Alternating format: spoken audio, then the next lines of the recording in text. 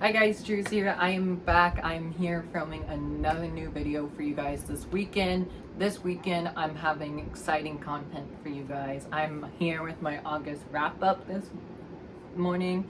I'm also going to film my ambitious TBR for September and October. I decided I'm going to combine my September and October month because it is the beginning of fall. So happy September if I have not said it yet on my channel. I feel like I've already had.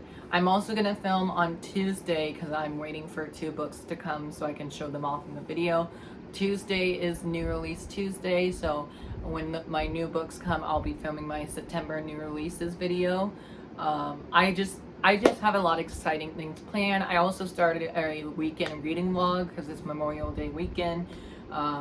So we are filming a lot this weekend. I am working later tonight, so I want to try and get all of this done and uploaded. So without further ado, with that long intro, this is my August wrap up.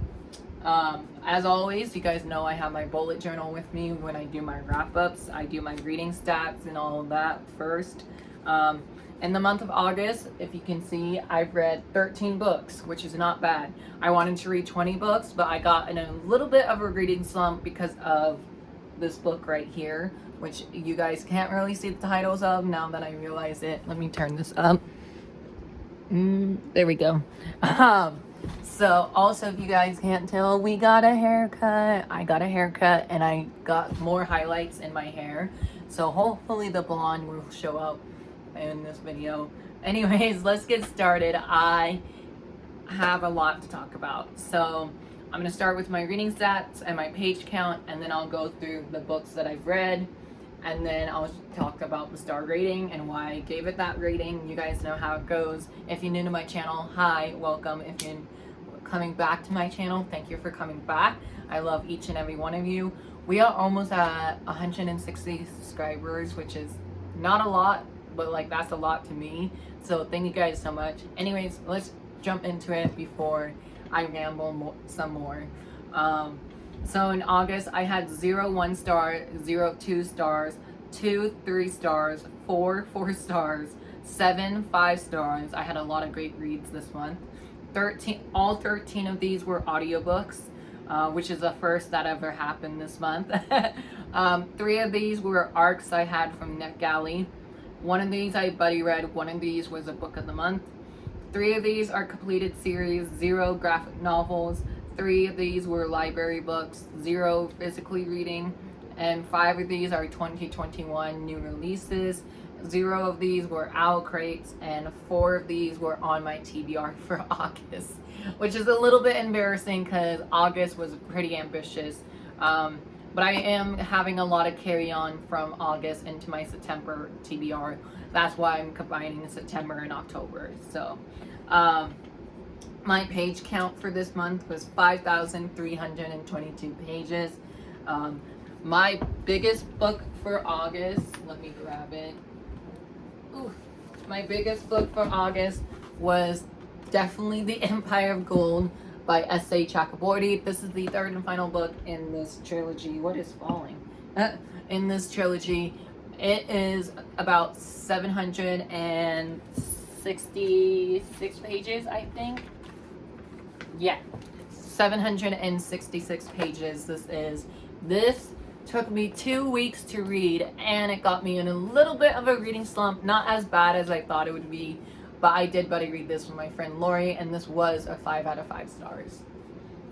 So I'm already talking about that one. Let me set this up there. And then my smallest book of the month, surprisingly, if I can grab it without anything falling. My smallest book of the month for August was Blackout by Daniel Clayton, Tiffany D. Jackson, Nick Stone, Angie Thomas, Ashley Woodfolk, and Nicola Yoon. It contains about 250 pages, I think. This is a short story collection that interwoven with each other. This was one of my most anticipated reads of the whole year, and it did not let me down. I gave this book, I want to say 4 stars, 4.5, I think. 4.5 out of 5 stars. So it wasn't quite a 5 stars. There was a few stories in here that I didn't like. I love Angie Thomas. I love the Ashley Woodfolk one. I love Nick Stone, and I don't know if it's because I don't know how Daniel Clayton writes, but I didn't really like her story, sadly. But this cover underneath, if you take the dust jacket off, it is gorgeous underneath. Like, yes, please. So this takes place in the summer heat wave in New York City during a blackout, obviously, and it follows a bunch of different teenagers that are either falling in love or falling out of love, and they're just trying to get to where they need to be, I guess. Kind of hard to explain what this is kind of about, but each of these stories interwoven with each other, and they're short stories, so they're going to be very short. I kind of wish some of these stories was a bit longer. I don't remember who wrote what, to be honest, because I read this in like the very beginning of August. But I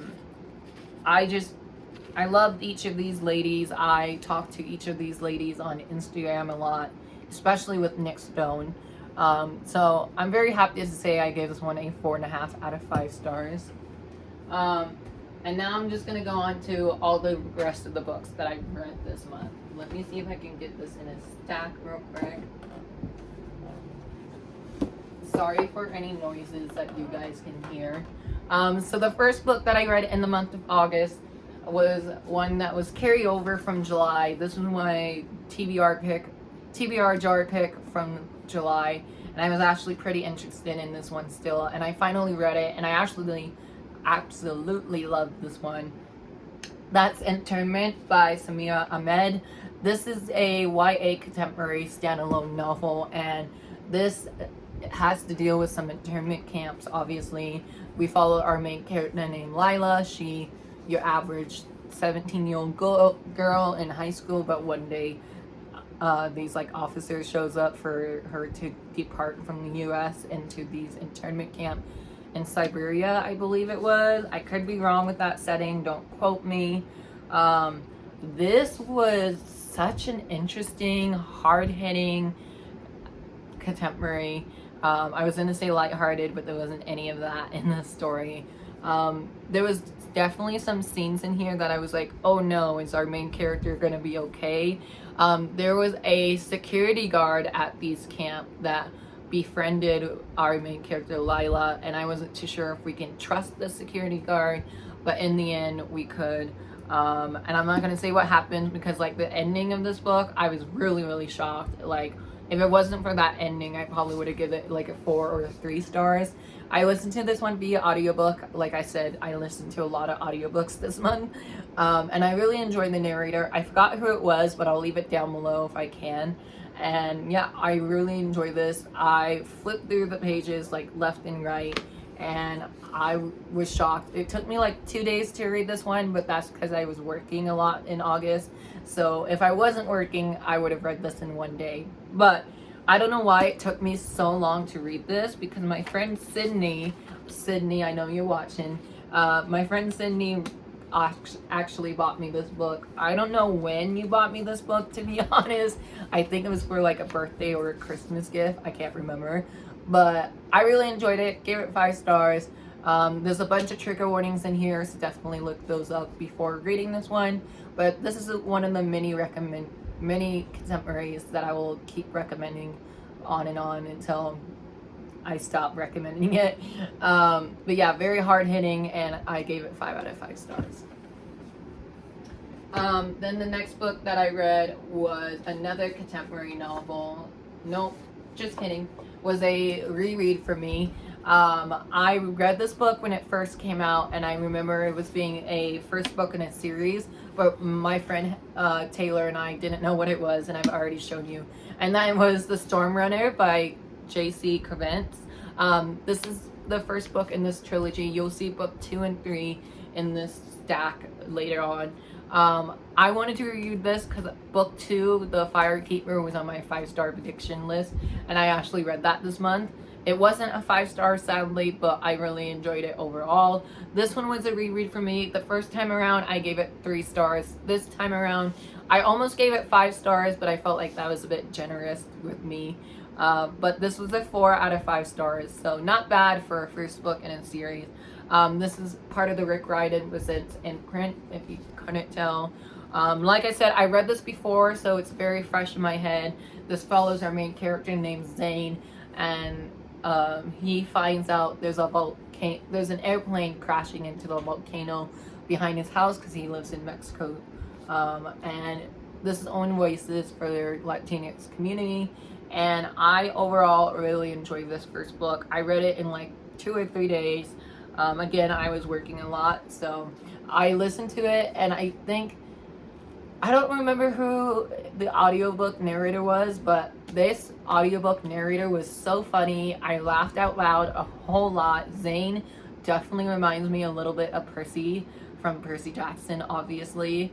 And it's from first person point of view of Zane, who he tries to discover all these things about the mythology aspect. I forgot which type of mythology this was, to be honest, even though I just read it this month. But if you love anything to do with Greek mythology, and it's very like hard for me to explain what books are, but this one, Zane Obicio spends every day exploring the sleeping volcano in his backyard. The beast, as he calls it, is the one place where he can escape other kids who make fun of him because he has a limp and walks with a cane. After a twin engine plane crashes into the beast, a mysterious girl named Brooks shows up at Zane's doorstep, insisting that they meet at the volcano, where she reveals a terrible secret. Brooke and Zane, they're super cute together. They're very funny, especially Brooks. Brooks was the comedian of this whole series. But yeah, I want to actually talk about the rest of the trilogy first, because why not? So I read this one. I gave it 4 out of 5 stars. It was a reread for me. And then I read The Firekeeper right after that. I really enjoyed this. Yes, my Target sticker is still on here. This was the second to last book on my 5-star prediction list, number 2, which I'll leave that up above or down below if you want to watch that. I have one more book. What will it be? Check my September and October TBR.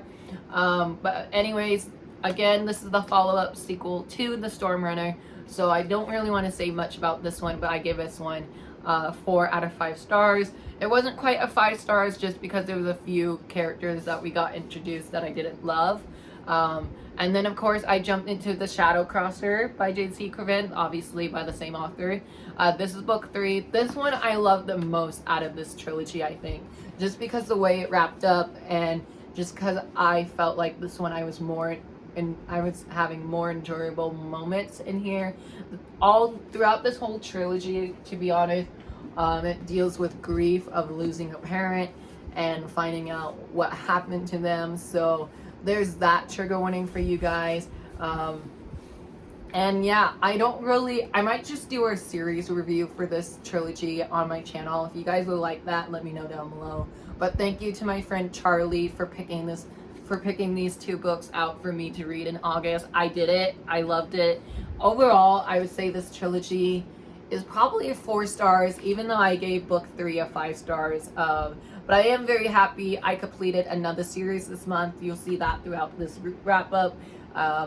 It's kind of hard to talk about sequels for me, but I'll definitely do a spoiler review of this trilogy and a non-spoiler review for this trilogy, because I definitely want to start doing that on my channel. But overall, I give this whole trilogy a 4 stars. So after that, I read 3 fantasy middle grade books. So I wanted something lighthearted, and I'm laughing right now because like this wasn't a lighthearted book, because this was actually like a mystery thriller mixed with some contemporary actually. And that was Monday's Not Coming by Tiffany J. Jackson. I had no clue how much I was gonna love this book until I started reading it, and then I turned the last page of this book and I was like, wait, that's it? My friend Heather and Sydney, I love you girls. Thank you so much for recommending this to me. I don't know why it took me 3 or 4 years to read this book, because we've been friends for that long. But oh my gosh, this was amazing. this is definitely a new favorite contemporary that I want to recommend to everyone. This is on voices for the Black Lives Matter movement and all of that. So this, our main character, Claudia, she finds out that her friend Monday, they've been friends since like the 2nd or 3rd grade, I can't remember exactly. They're starting their freshman year of high school, I believe it was, or something like that. It was such a page turner of a story that I didn't want to stop reading it. Like every time I thought about this book, I was like, what's happening? What's gonna happen? Also, All I Ask by Adele is the perfect song for this book. They mentioned that song in this book, and I was like, I actually listen to that one on my playlist once in a while. And I listened to it after reading this book, and I got a little bit of emotional just because of what happened in here. So like I said, this follows our main character named Claudia and Monday. Both of them are very best friends in the beginning, but then we find out that Monday was missing, and they're trying to figure out the case of where she went, why she's missing, what happened to her. So that's a little bit of the mystery thriller aspect that I was talking about in here.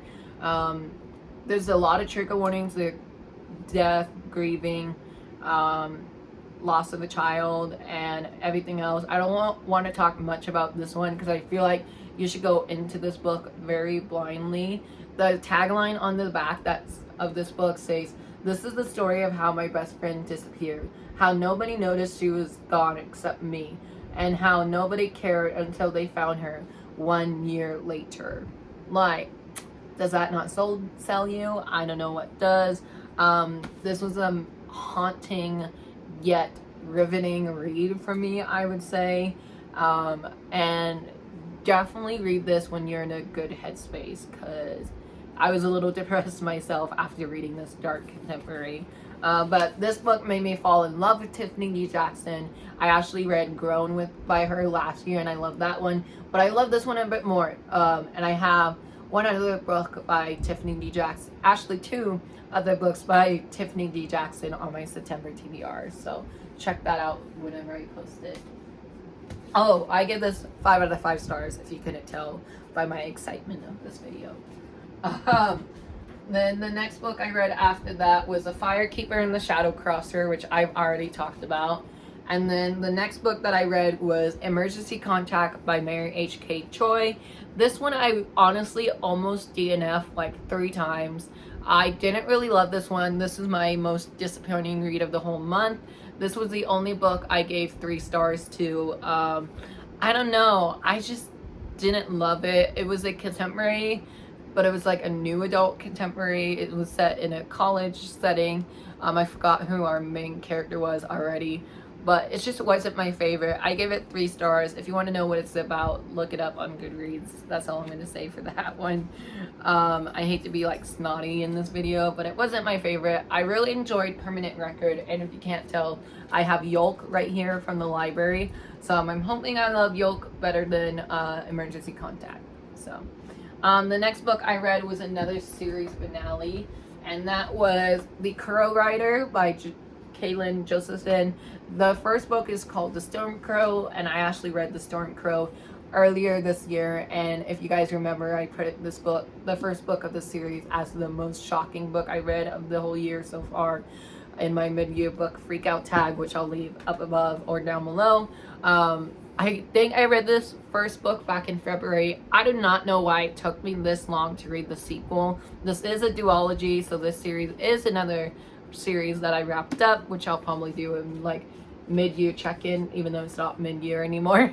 But this one I was really liking as well. There was a character death in here that I did not see coming, and I'm mad that that character died because I actually really enjoyed that main character. And so this is a follow-up to The Storm Crow, obviously, where after the big battle that happened in the first book, there's another big battle coming in this one, which I was not anticipating at all. And I cried in this book. This was the only book this month that made me cry, I think. and I give this one 5 out of 5 stars. It was such good, fast pace. Again, I listened to it via audiobook. It was so short that I was so nervous for how this book was going to end, but it ended very well. It wrapped everything up nicely in a nice little bow. And again, sequels in general are hard to talk about because, like, I don't want to spoil you guys of what happened. But if you love the Crown of Feathers trilogy and you want something similar to read after that, but you don't want it as a long trilogy, you can read this duology. I really enjoyed it. This book I read in one day. It was like fantastic. I could not put it down. And yeah, that's all I'm going to say about this one. It's just a follow-up to The Storm Crow. So if you know what happened in book 1, this will be following up to where we are now. So there was a bunch of action scenes in here, especially from page 1. And yeah, I really enjoyed it. The world building in here was not as great as I wanted it to be, but I really hope there's either another book set in the same world as this or just another book by this author, because I really enjoyed Kaylin's writing. So I love that. The next book that I read in August, what was it? The next book I read was The Empire of Gold, but we already talked about that. So after Empire of Gold, I wanted something light and easy to read after Empire of Gold. So from my library, I picked up Cinderella is Dead by Kaylin Barron. This is Kaylin Barron's debut novel, and I really enjoyed this. I wanted to read this one first before reading this Poison Heart. I don't know if you can see that on my shelf over there or not, but it's over there. And I'm actually going to read that sometimes this fall. This one I read in 2 days. It was such a fast pace. It's not that big of a book anyways. I think it was like 400 pages or something like that, which is not bad. This one was narrated by my favorite narrator, which is Bonnie Turpin. She's one of my favorite female narrators that I've fallen in love with. So I really enjoyed this one. I gave this one 4 out of 5 stars. This is a retelling of Cinderella, and if you couldn't tell. And this follows it says it's been 200 years since Cinderella found her prince, but the fairy tale is over. Now teen girls are required to appear in this annual ball where the man of the kingdom selects wives based on the girls' display of finery. If a suitable match is not found, the girls not chosen are never heard from again. And this follows our 16-year-old girl named Sophia, and she would much rather marry her best friend Aaron instead of marrying some random guy from the kingdom. So there's some sapphic love story in here, which was very fun to see in a YA book. So there's LGBT characters in here, and Sophia was such a strong main character that I actually was rooting for her throughout the book, and I really enjoyed her, and she was so funny and witty. And then there was this character that was like the bad witch of the story, and Constantine, I believe was her name. Yeah, Constantine and Sophia's like, I wouldn't say mother and daughter relationship because they're not related in any way. She was just one of the random ladies she found in the woods.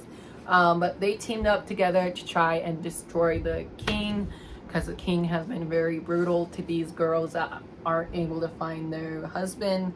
And yeah, it's very hard. I hate doing summaries, so I'm not going to do any more wrap-ups in 2021. But overall, I really enjoyed it. Gave it 4 stars. It wasn't a 5-star for me just because of a few scenes that was a bit brutal for me. But overall, really enjoyed it. Her writing was simply easy to get into. Like, I was talking to my mom after reading this book. I was like, I could have physically read this book, or I could have listened to it on audios. That's how easy this writing was for me to get into. Then the next one that I read, I wanted to make sure, was one of my most anticipated reads of the whole year. I actually had an arc of this from NetGalley, and I finally put my review in last week, actually. And that was The Queen Will Betray You by Sarah Henning. This is book 2 to this trilogy. Book 3 won't be coming out till summer 2022. So sadly, I have a long ways to wait. Again, another sequel. Again, I'm not really going to talk much about this, but this is a Princess Bride retelling, which was very interesting, and I really enjoyed the first book. This one I loved more just because it was much more fast paced and it was a lot more action in here than it was book 1. I received book 1 and 2 from Daniel Page, so thank you so much, Daniel Page. I don't know if you're ever going to watch my channel, but thank you so much. Your giveaway was so fun to do, and I'm so happy to have this in my own personal library now. Overall, 4 stars. I definitely need book 3 because I finished this book at 2 a.m. and if you were on my Instagram earlier in August, you already saw my reaction to this. It was mind-blowing. Cliffhanger, I hate them. Love triangle in here. Chef kiss. I don't know who I'm rooting for, but Armadillo, who's the main character, is such a strong and badass main character, so we love that. So moving on to the next book. Let's see, the next book I read was also another sequel. I thought this was a duology at first, but then when I checked Goodreads and I read the last few pages in this book, it said it was going to be a trilogy, and that is Paola, Santiago, and the Forest of Nightmares by Taylor K. Mehej. This was another arc that I had. If you can't tell, I participated a little bit, I would say a little bit towards the end of the month in arc August. So I read The Queen Will Betray You for that, Paola Santiago, and my next book, which you can see right here, Paola Santiago and the Forest of Nightmare, I actually picked up based off of my friend Charlie's recommendation. She read this book in like 2 days, I think, and she loved it. She was laughing out loud, and I was like, yeah, I can see why you love this, because this sounds like such a you book, if you know. I actually debated for a while to read this or not because I didn't know if I needed a reread of book 1 or not, but my friend Charlie read this whole series for the first time in August, and she told me what happened in book 1. I was like, oh, okay, I'm good now. I don't need to do a reread. So I listened to her talking about the book, and then I jumped into book 2, and this one I liked a bit more. This one had such creepy ghost vibes, and it will be a perfect book to read in the fall, which I'll be doing another fall recommendation video for you guys of books to read in the fall. Again, it's a sequel, so it's hard to talk about, but I really enjoyed it. I give it 4 out of 5 stars, and I can't wait for book 3. And then the last and final book in the month of August I read was also another one of my most anticipated reads for 2021, and this was another arc, and that was Instructions for Dancing by Nicola Yoon. This one I was very, very happy that I enjoyed. I give this one 5 out of 5 stars. This is Nicola Yoon's 3rd novel, which blew my mind that this was only her 3rd book. This follows Evie Thomas, and she doesn't believe in love anymore because her parents are in a divorce, and so she's like, why would I listen to true love stuff? And she's a book addict as well. She's addicted to books as much as I am. So there was a lot of bookish reference in here that I loved. I read this book in one day. It was so fun to listen to. I believe Bonnie Turpin narrated this one too, if I'm not mistaken. This one, I would say this one or Empire of Gold was my favorite out of the whole month. But Evie Thomas doesn't really believe in love because of her parents' divorce, and she gets these like visions. So think of Alex from Wizard of Waverly Place. I love that show. I can't believe I just mentioned that on my channel. But she gets these visions of like how people are gonna fall in love, how or when they're gonna break up, and how their life is gonna go on from that breakup. So it's very interesting. So there's a little bit of magical realism in here. And there's a love interest in here that was super cute. Xavier is definitely a new favorite bookish boyfriend of mine, and I really enjoyed it. It's super short, so you can read this in a day. I really enjoyed it. Nicola Yoon's writing in here was amazing, and I can't wait to see what she has in store for her other works. This might be my new favorite book by Nicola Yoon. I thought The Sun Is Also a Star would be my favorite, but no, I love this one a bit more. So overall, I gave it 5 out of 5 stars. It's definitely one of my favorite books of the whole year. I don't know if it's in my like top 10 favorite, but it's definitely on my top 21 list of 2021. So super excited to film that video at the end of this year. And yeah, another 5-star read and the final book I read this month. So there you have it. Those are all the books I read this month, plus Blackout and Empire of Gold. I've already read 2 books for the month of September, so I definitely have high hopes for September's reads. That was hard to get everything back in. But thank you guys so much for watching. I'm so sorry this was such a long video. I didn't realize how long it was until I looked at my timer. Thank you guys so much for watching. I hope you have a great day tonight. Have you read any of these books? Which one do you think you would want to read? Let me know down below. And while you're down in the comments, hit the like button, hit the subscribe button, turn your notification on so you don't miss any new videos coming from me soon, because we have quite a lot planned for the month of September. So thank you guys so much for watching. I hope you enjoyed, and also answer this question: what was your favorite book and least favorite book of the month of August? I would love to know that. Thank you guys so much for watching. This will be my final wrap up for the year. I'm going to start doing recent reads, so without further ado, that's it. That's all I have to talk to you today about, and I'll chat with you guys down in the comments. Bye.